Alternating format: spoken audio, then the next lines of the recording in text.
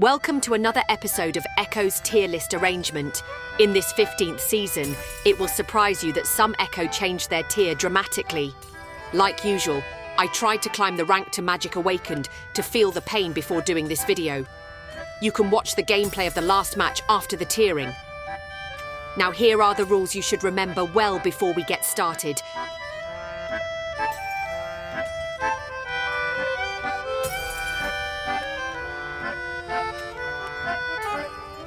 Beginning with Ginny Echo, which is the rarest to be seen in a duel. Not because it's hard to play, but because it's hard to stand against huge spell damage, summons that overwhelm you while being on the field, or even giant squid that attack you when you try to move for an attack. This Echo is really bad for duel gameplay. I wouldn't recommend playing this at all if you're dueling, at least until there's an adjustment for it. Ron is now popularly being picked by everyone since Firecrab has gotten a buff on its attack range, and it somehow counters Thunderstorm, which is viciously strong from Echoes, which we will mention later.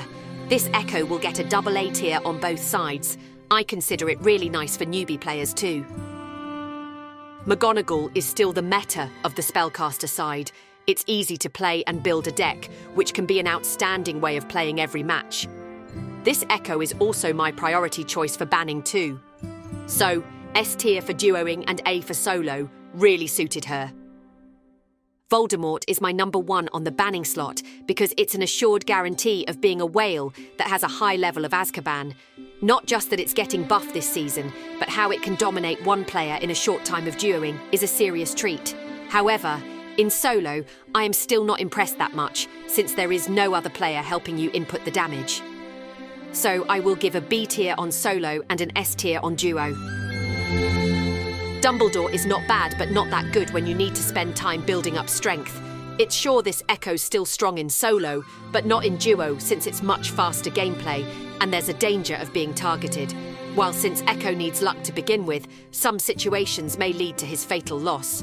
Well, S for solo and B for duo then. Bellatrix is now a backward evolution of how her Death Eater is not doing their best job enough for damage output when it's got instant kill.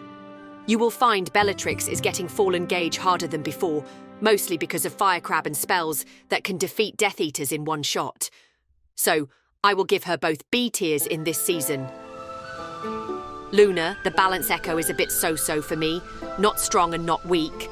But compared to other Echoes that may not need luck-based cards, I do think she is not that scary, even talking about her Thestral. Since there are many ways to dodge it, I will give her both B in tiering. Dobby's popularity is getting down because Ron and the new meta Echo have arisen. This Echo is still doing a great job in evading projectile damage and damage input, but it's just getting overwhelmed by the new card and adjustment, that's all. So I will give him a B on solo and an A on duo. Hermione is the one Echo that surprisingly becomes meta in this season because of just one card, the Invisibility Cloak. This card makes her Thunderstorm fatal. Every first hit on each opponent can do at least 100 damage, enough to kill a weak unit, and continue boosting its rampage, denying healing, which makes many Echoes and the card weaker. It's proudy of me to announce that this Echo becoming meta and get both S tier in ranking. Harry is still being a high damage maker in the game, which I don't think is getting weaker. Well, it is sure to be harder to play, like I said last season, but his performance is still great. Hagrid is getting some serious situations here since, out of his summons, the best is only the giant squid, to be exact. Since Thunderstorm and Ron are getting popular, he found his place of meta taken down. Locomotor? What a joke summon that is causing low damage right now. And if you want to play Suitcase, I recommend Newt as the better option. With all of these facts, I will reduce his tier to A because, well, I'd rather ban Hermione or the twins, not him anymore. The Weasley twins is still meta, and the only Echo that I think is very advantageous is Hermione and Ron, since they can spam summon and various companions that help in many situations.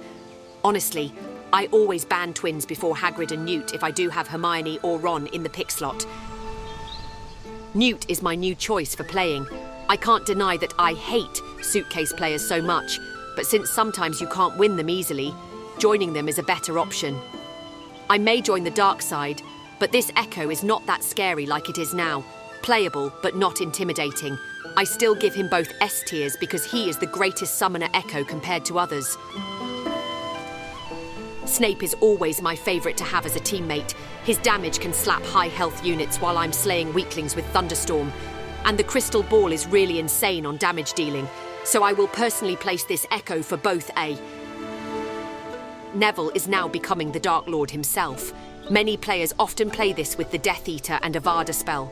It's really interesting and nice to see these glimpses of him, but there are too many counterways and echoes against him. So I will give him a C tier in solo and a B tier in duo. And that was all for this season's arrangement. Don't forget to leave a like and share if you agree. You can watch my last match before taking Magic Awakened rank, or nicely comment to describe your thoughts about the tier list too. Thank you.